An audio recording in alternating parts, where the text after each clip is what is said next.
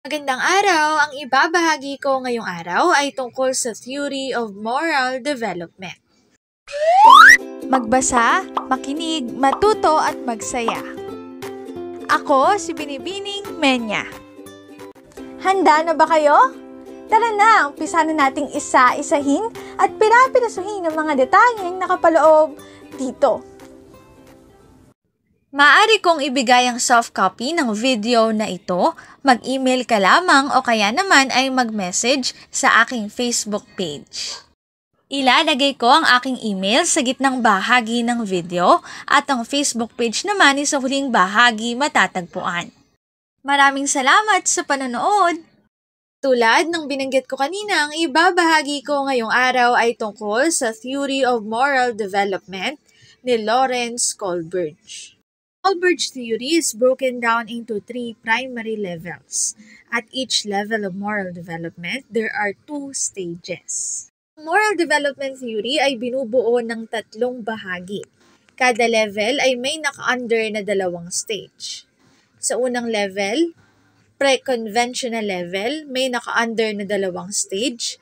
Sa second na level, which is the conventional level, may naka-under ulit.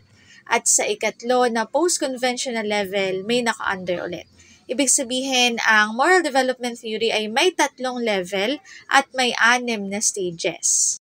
Similar to how Jen Piaget believed that not all people reach the highest levels of cognitive development, Kohlberg believed not everyone progresses to the highest stages of moral development. Tulad ng paniniwala ni Jen Piaget, para kay Kohlberg, hindi rin lahat ng tao ay nakararating sa pinakamataas na stage ng moral development theory, which is the post-conventional level. Ayon kay Kohlberg, hindi lahat ng tao ay nakararating sa pinakamataas na level ng moral development theory. At ito ang ilan sa mga dahilan. Unang factor ay school. Hindi lahat ng tao ay nakapagtapos ng college, hindi lahat ng tao ay nakatungtong ng high school. Hindi lahat ng tao ay nakapag-aral. At itong factor na to ay maaaring makaapekto sa kung paano gumagawa ng desisyon ang isang tao. Ikalawang factor naman ay mga karanasan sa buhay. May ibang tao na maganda yung naranasan nila simula pagkabata hanggang pagtanda at may ilan naman na hindi naman maganda yung naranasan nila. At itong factor na to ay nakaapekto din sa kung paano gumagawa ng desisyon ng isang tao. Ikatlo naman ay paraan ng pag-iisip. May ibang tao na sobrang lalim mag-isip, may iba naman na sobrang babaw. At yung paraan ng pag-iisip na yon ay nakaaapekto sa kung paano nagde-decide ng isang tao.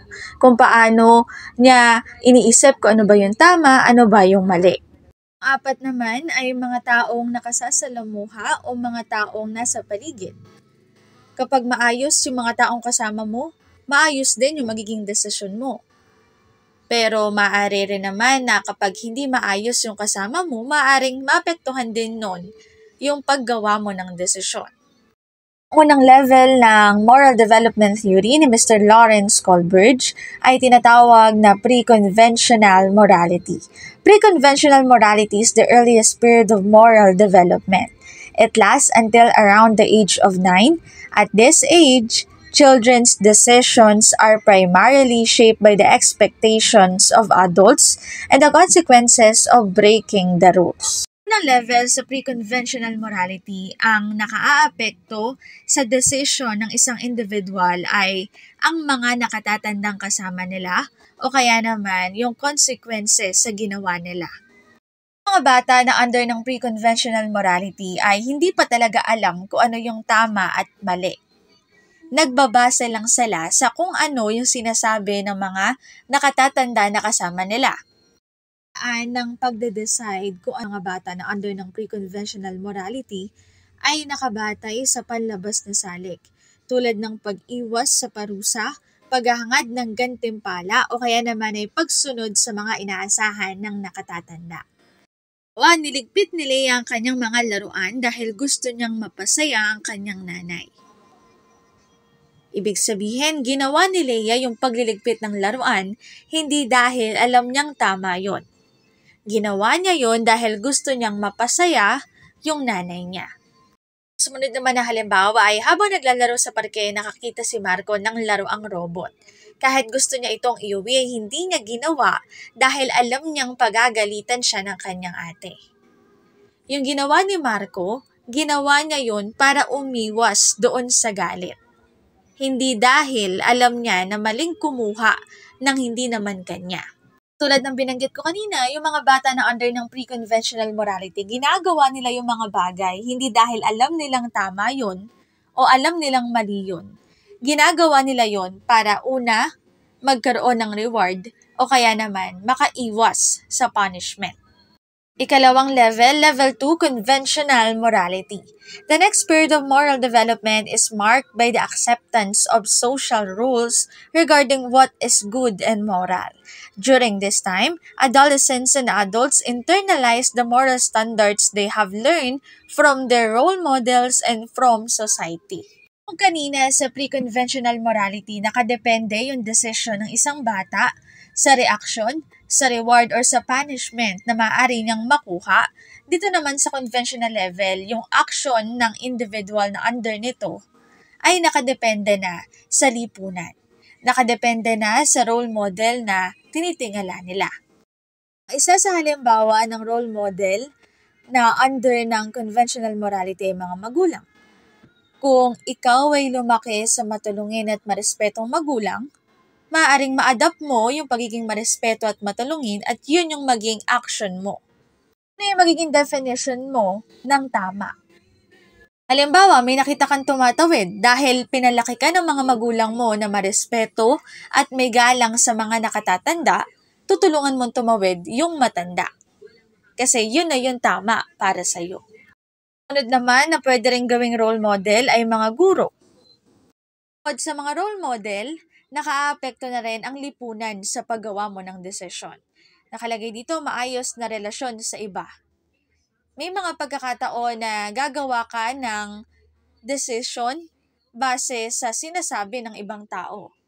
O kaya naman gagawa ka ng mga decision na magandang magiging epekto sa ibang tao. O kaya naman gagawa ka ng mga decision para magustuhan ka ng ibang tao. Din ng conventional morality yung idea na naniniwala ka na sa mga batas at susunod ka na sa batas.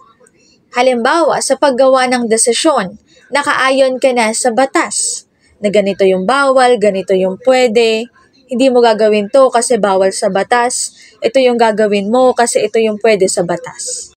Balikan ulit natin bago tayo magpatuloy sa level 1, pre-conventional morality.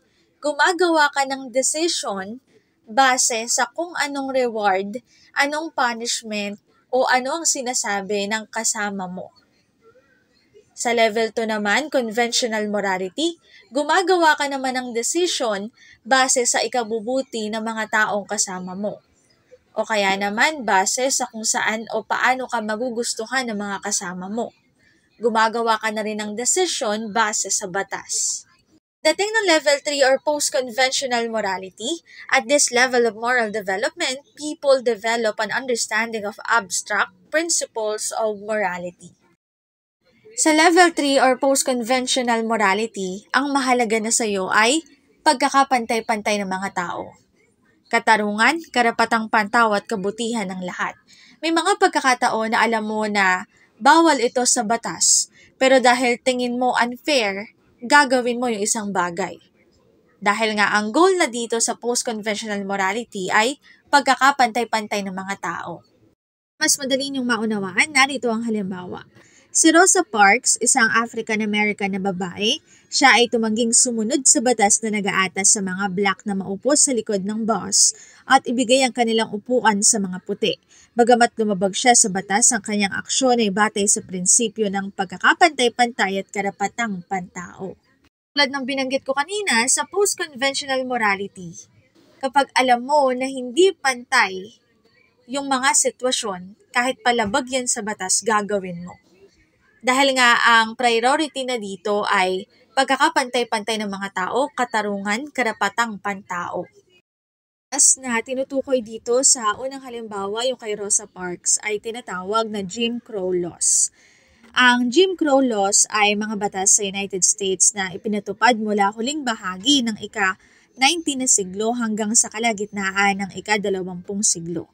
Layunin ng mga batas na ito na magpatupad ng racial segregation o ang paghihiwalay ng mga puti, white Americans, at mga itim African Americans sa iba't ibang aspeto ng pampublikong buhay, lalo na sa mga estado sa Timog or Southern states. Sa definition pa lang, makikita na yung hindi pantay na pagtingin sa mga tao. Mayroong diskriminasyon sa mga puti at sa mga Black American. Para mas ipaliwanag ang Jim Crow laws, narito pa ang ilang impormasyon. Sa ilalim ng Jim Crow laws sa mga pampublikong transportasyon, tulad ng mga bus ay hiniwalay para sa mga black at white. Ang mga African Americans ay kailangang maupo sa likod ng bus, habang ang mga upuan sa unahan ay nakalaan para sa mga white. Kung mapuno ang mga upuan sa unahan, ang mga black ay kinakailangan tumayo o ibigay ang kanilang upuan sa mga white. Kita yung magkaibang pagtingin sa mga white at black. Kaya dito lumaban na si Rosa Parks. Naupo siya sa harap ng bus kahit na may batas na bawal maupo doon ng mga black. Doon niya ipinakita na lalaban siya sa hindi pantay na pagtingin sa mga white at black. Dito pumapasok yung idea ng post-conventional morality na kung saan kahit alam mo na nasa batas, susuway ka kasi karapatang pantao na yung nababali. Ulit tayo sa halimbawa, si Rosa Parks nga, isang African-American na babae. Siya ay tumangging sumunod sa batas na nag-aatas sa mga black na maupo sa likod ng bus at ibigay ang kanilang upuan sa mga puti. Ang Jim Crow law ay hindi makatarungan, kaya pinili niyang suwayin ito upang ipakita na ang diskriminasyon ay mali kahit na may parusa. Ang moral development theory ay binubuo ng 3 level at 6 na stages. Una, pre-conventional morality na kung saan ang mga individual na under nito ay gumagawa ng decision base sa reward or punishment na makukuha nila. Gayon din, nakabatay din ang decision nila sa kung ano man yung sinasabi ng mga matatanda na kasama nila. Kapag naman sinabi nating conventional morality, ang decision naman ay nakabase na sa kung ano yung may isip ng mga taong nakapaligid. O kaya naman nakabase na rin ang decision base sa mga batas. Tapos pagdating naman ng post-conventional morality, ang mga decision naman ay nakabase na sa ethics, universal ethics, na kung saan dapat pantay-pantay ang mga tao, may katarungan, at lahat ng tao ay may karapatan. Na nagtatapos ang aking pagbabahagi. Sana ay marami kayong natutuhan. Muli magbasa, makinig, matuto at magsaya. Ako si Binibining Menya. Paalam! Paalala, ang wikang Filipino ay mapagpalaya, atin natin itong gamitin, mahalin at mas paunlarin.